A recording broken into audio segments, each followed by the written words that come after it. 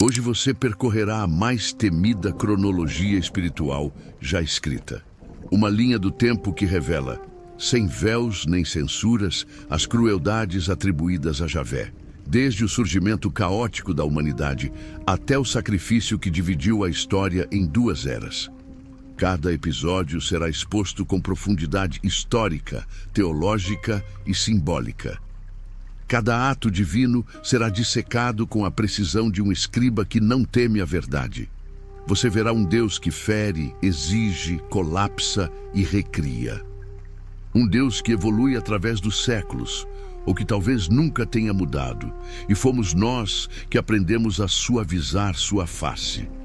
Você conhecerá os episódios que moldaram o medo ancestral, as narrativas que definiram o que é sagrado e o que é proibido, e compreenderá, pela primeira vez, o padrão oculto na ira divina, uma escalada que vai do dilúvio universal ao sacrifício de um homem chamado Jesus.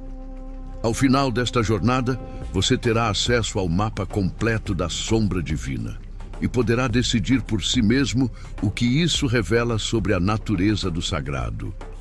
Você já percebeu que quanto mais antigo o texto, mais terrível é o Deus que nele habita? Já sentiu o desconforto silencioso de navegar por histórias onde Javé mata inocentes sem hesitação, exige sangue como prova de fé, usa profetas como instrumentos de humilhação pública e permanece em silêncio absoluto diante da dor humana? Já se perguntou por que a divindade que hoje chamamos de amor era, em tempos antigos, sinônimo de terror?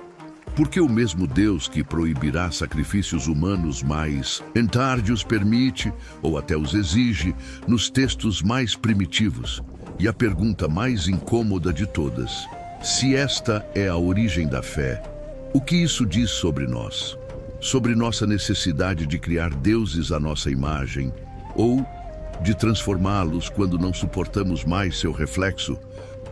Hoje, reorganizo cada episódio de crueldade divina em ordem bíblica rigorosa, como um mapa da ira e da sombra. Você verá o padrão, a escalada, a lógica interna ou a ausência completa dela. Apenas quando o panorama estiver completo será possível compreender a força titânica que Jesus tentou enfrentar ao proclamar um Deus de amor incondicional. E apenas então você poderá decidir: foi Javé que evoluiu ao longo das eras, ou fomos nós que precisávamos transformá-lo para continuar acreditando? Responderemos essa pergunta, mas não agora. Agora seguimos a linha do tempo. Este é o canal Ignorância Facultativa. Aqui, a fé não é protegida pela devoção cega. Aqui, os textos sagrados são lidos com os olhos abertos. E aqui, a verdade, por mais incômoda que seja, sempre precede o conforto. Prepare-se. O que você está prestes a conhecer não pode ser desconhecido. O Deus que cresce com a história toda. Jornada humana começa no caos. Toda teologia na violência. E Javé, como figura central do Antigo Testamento, não surge pronto, completo, acabado como os teólogos gostam de imaginar. Ele cresce, muda, se enfurece, destrói, se arrepende, age, reage.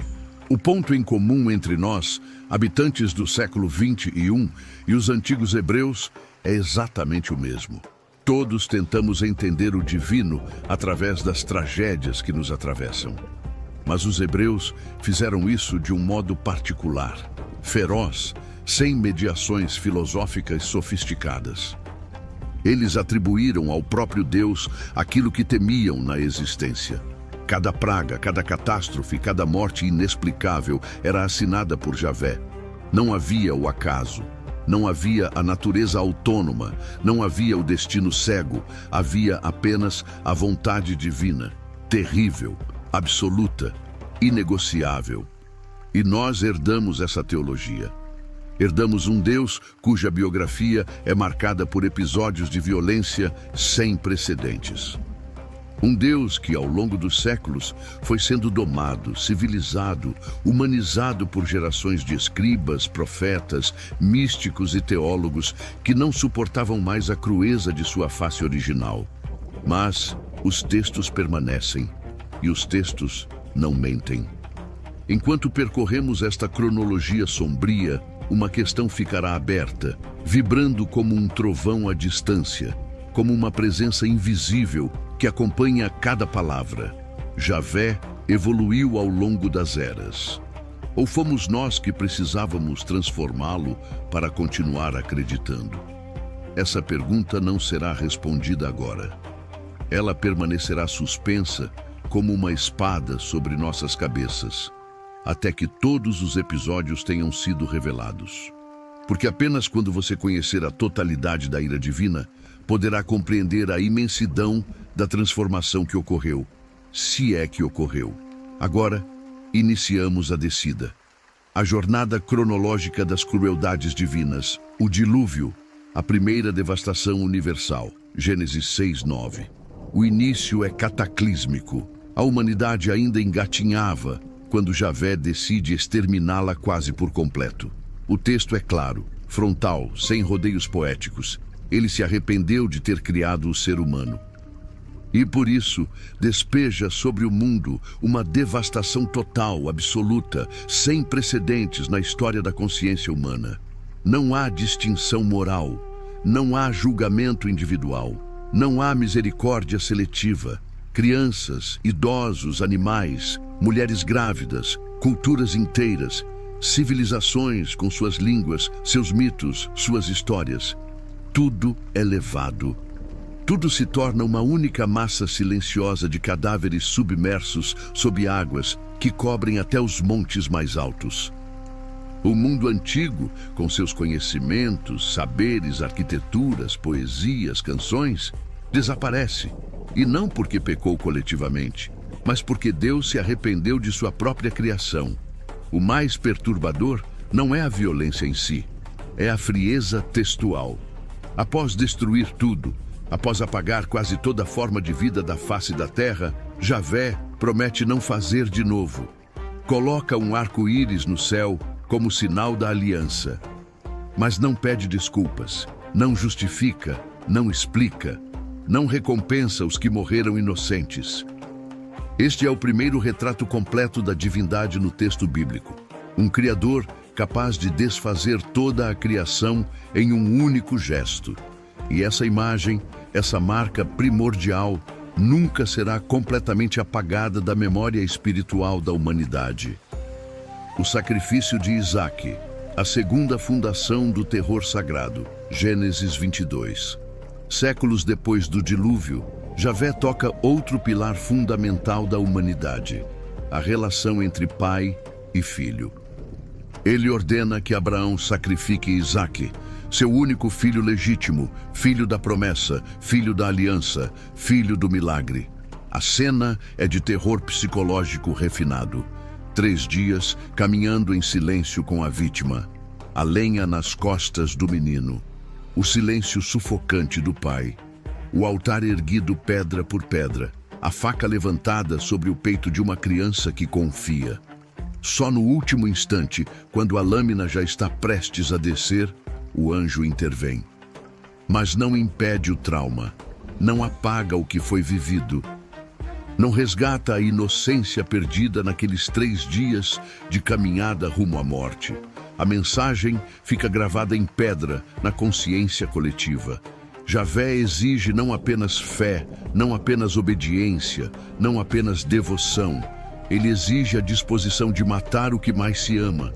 Ele exige que o humano prove, com gesto concreto, que Deus é mais importante que a própria continuidade da vida. E Abraão, o pai da fé, torna-se também o pai do medo sagrado. Sodoma e Gomorra, a ira que desce do céu.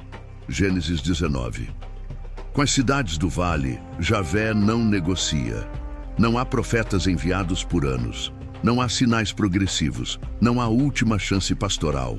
Fogo e enxofre caem como chuva invertida, consumindo tudo em seu caminho. Homens, mulheres, crianças, animais, plantações, construções, tudo vira cinza em questão de horas. A esposa de Ló, apenas por olhar para trás, é transformada instantaneamente em estátua de sal.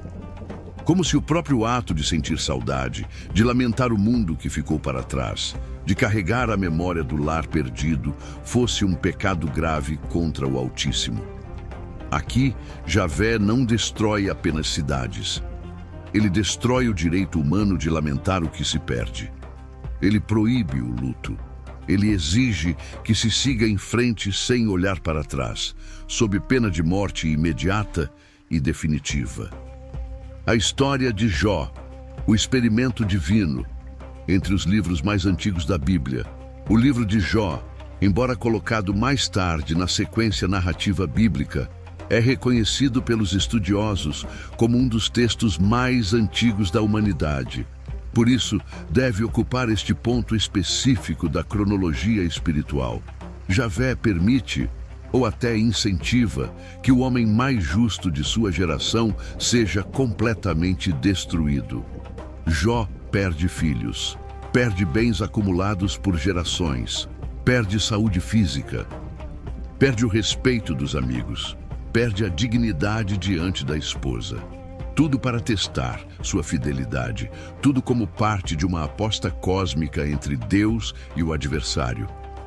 Jó não pecou, não provocou, não falhou em momento algum, foi escolhido ao acaso, como objeto de um experimento teológico.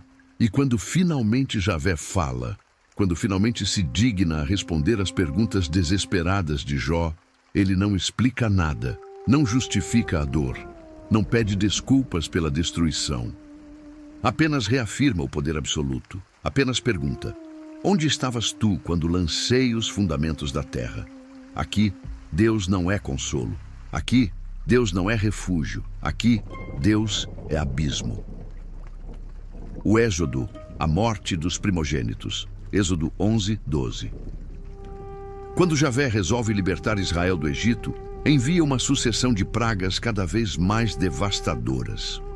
A última é a mais cruel de todas, a mais incompreensível do ponto de vista moral. Ele mata todos os primogênitos egípcios, não apenas os soldados, não apenas os opressores diretos, não apenas os adultos cúmplices do sistema escravocrata, crianças, bebês, primogênitos de famílias que talvez nunca tivessem visto um hebreu na vida. E mais, até os animais recém-nascidos são mortos. O texto não suaviza, não busca justificativa moral elaborada. É direto. Javé passa pela noite, de casa em casa, ceifando vidas. E apenas as portas marcadas com sangue de cordeiro são poupadas. Esta é a origem da Páscoa. Esta é a fundação da liberdade de Israel. Uma liberdade comprada com o sangue de inocentes que nada fizeram além de nascer no país errado, na família errada, na noite errada. O sacrifício de Jefté. O voto que Deus não impediu. Juízes 11. Séculos depois, já em Canaã, Jefté faz o voto fatal. Oferecerá a Javé em holocausto quem sair primeiro de sua casa, caso vença a guerra contra os amonitas. Ele vence, e quem sai dançando, celebrando a vitória do pai? Sua filha única.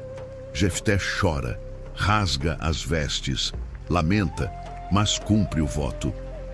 E Javé, o mesmo Javé que impediu a morte de Isaque, permanece em absoluto silêncio. Não envia anjo, não providencia substituto, não condena o ato, não repreende o pai. A menina pede apenas 2 meses para lamentar sua virgindade com as amigas nas montanhas.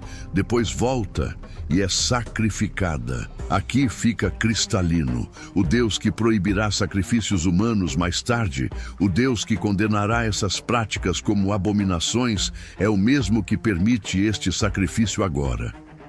E o texto registra isso sem constrangimento, como quem registra um fato histórico inevitável. Elias mata 100 soldados com fogo do céu, dos Reis 1. O rei Acasias, ferido gravemente, envia um capitão e 50 soldados para buscar o profeta Elias. Eles apenas pedem respeitosamente que ele desça do monte e vá ao palácio. Nada mais. Sem ameaças, sem violência. Elias responde: se sou homem de Deus, desça fogo do céu e consuma a ti e aos teus 50. E Javé envia e os consome. 50 homens carbonizados instantaneamente. O rei envia outro grupo, mesmo pedido, mesma resposta, mesmo fogo. 50 mortos, 100 soldados mortos por simplesmente cumprirem ordens, por simplesmente transmitirem um chamado real. Só o terceiro capitão, ao se ajoelhar e implorar por misericórdia com genuína humildade, sobrevive. Aqui, Javé castiga não o pecado, não a opressão, não a injustiça. Javé castiga o protocolo militar inadequado. Eliseu e os 42 meninos dilacerados. 1 Reis 2, 23, 24. Eliseu está subindo para Betel. Um grupo de crianças o insulta na estrada, chamando-o de careca, sobe careca. Eliseu se volta, os amaldiçoa em nome de Javé. E 2 ursas saem do bosque e despedaçam 42 meninos. Não há contexto adicional, não há explicação moral, não há arrependimento divino posterior, não há compensação às famílias, não há lição pedagógica clara. 42 meninos mortos por um insulto infantil. Esta é uma das narrativas mais horripilantes de toda a Bíblia. Não pela violência em si, a Bíblia está repleta de violência, mas pela desproporção absoluta, pela ausência de qualquer tentativa de justificar o ato. A ira divina, servida por animais selvagens contra crianças que zombaram de um profeta. A nudez e humilhação de Ezequiel. Ezequiel 4:5. Javé ordena que o profeta Ezequiel encene o cerco de Jerusalém de maneira visceral, humilhante, degradante. Ele deve deitar-se nu por longos períodos, deve comer pão assado sobre excremento humano. Mais tarde, por súplica do profeta, Javé permite que seja excremento de animal. Deve rapar a cabeça e a barba. Deve dividir os cabelos em 3 partes e queimá-los, cortá-los e espalhá-los ao vento como símbolo da destruição que virá. Ezequiel torna-se espetáculo público, objeto de humilhação diante da cidade inteira. Não é apenas profecia, é degradação performática autorizada pelo divino. O corpo do profeta vira pergaminho vivo, onde Javé escreve sua ira com gestos que destroem a dignidade humana. E o profeta obedece, porque não há escolha quando Deus ordena. O censo de Davi, 70.000 mortos. Samuel 24. Davi decide contar o povo de Israel. Não parece crime grave, não há opressão, não há idolatria, apenas um censo administrativo. Mas Javé considera isso um insulto, talvez porque contar o povo seja uma forma de confiar em números em vez de confiar em Deus.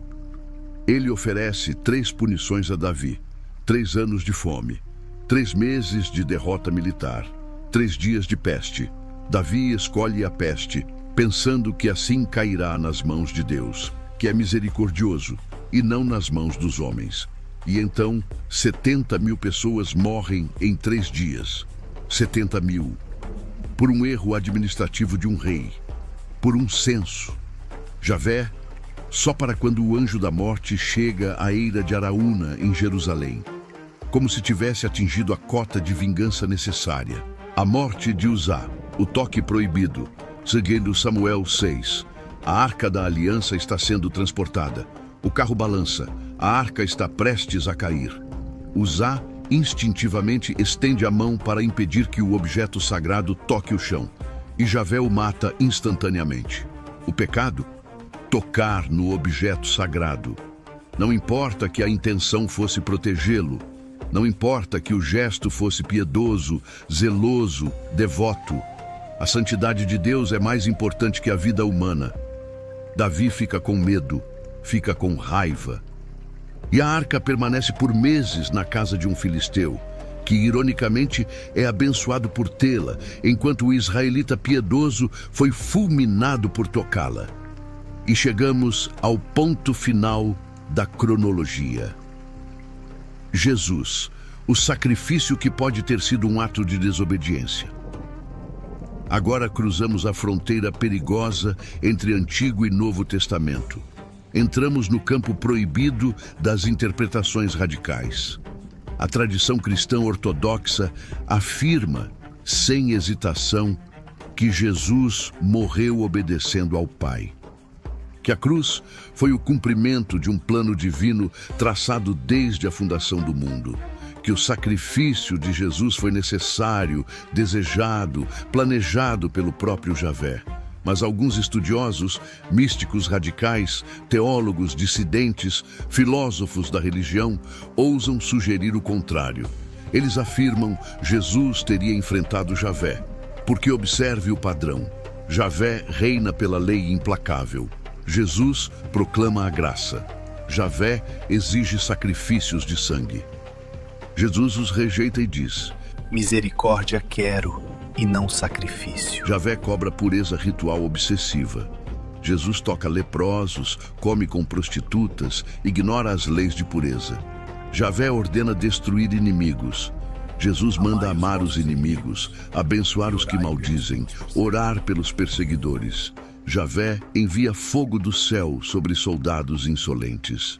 Jesus, quando os discípulos pedem para fazer o mesmo, os repreende.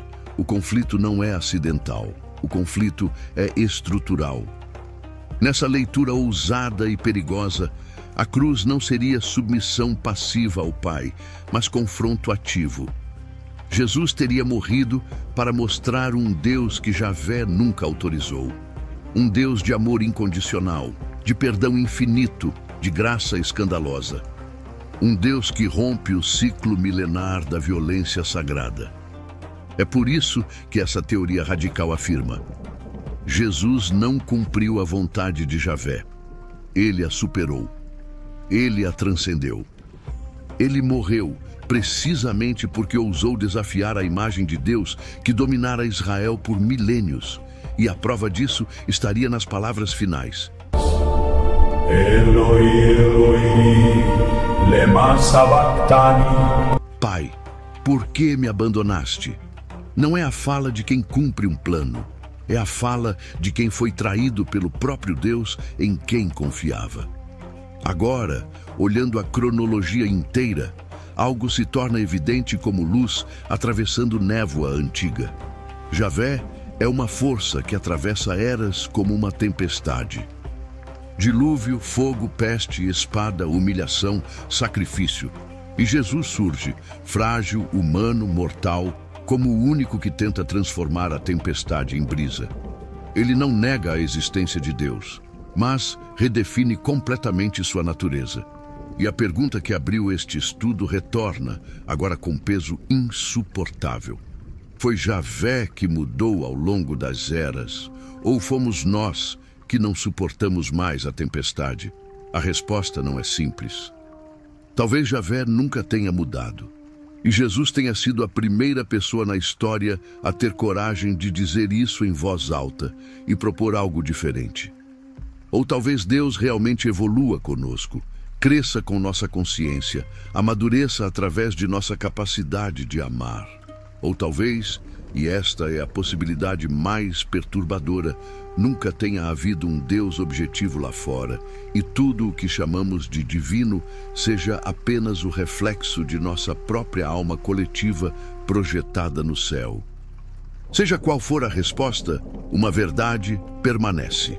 O Deus que hoje proclamamos como amor absoluto tem uma biografia de sangue. E Jesus pagou com a vida a tentativa de reescrever essa biografia. Se esta jornada pelas sombras do sagrado despertou algo em você, se as perguntas que deixei ecoam agora em sua mente, então você está pronto para o próximo nível de revelação. Assista ao último vídeo do canal, Religião. Saiba por que alguns precisam dela e outros devem abandoná-la. Inscreva-se no canal Ignorância Facultativa. Deixe seu like neste vídeo. Compartilhe este estudo sombrio com quem busca enxergar além do véu. Porque a verdade não é confortável, mas a verdade é sempre mais digna que a ilusão. O caminho espiritual verdadeiro não passa pela negação da sombra divina. Passa pela coragem de olhá-la nos olhos. Apenas quando reconhecemos o que Deus foi ou o que fizemos dele ser, podemos compreender o que ele pode vir a se tornar através de nós. A evolução espiritual não é um dom que desce pronto do céu. É uma construção diária, árdua, corajosa. Jesus soube disso e pagou o preço. Agora cabe a você decidir. Vai continuar adorando o Deus que foi ou vai ajudar a construir o Deus que ainda pode ser?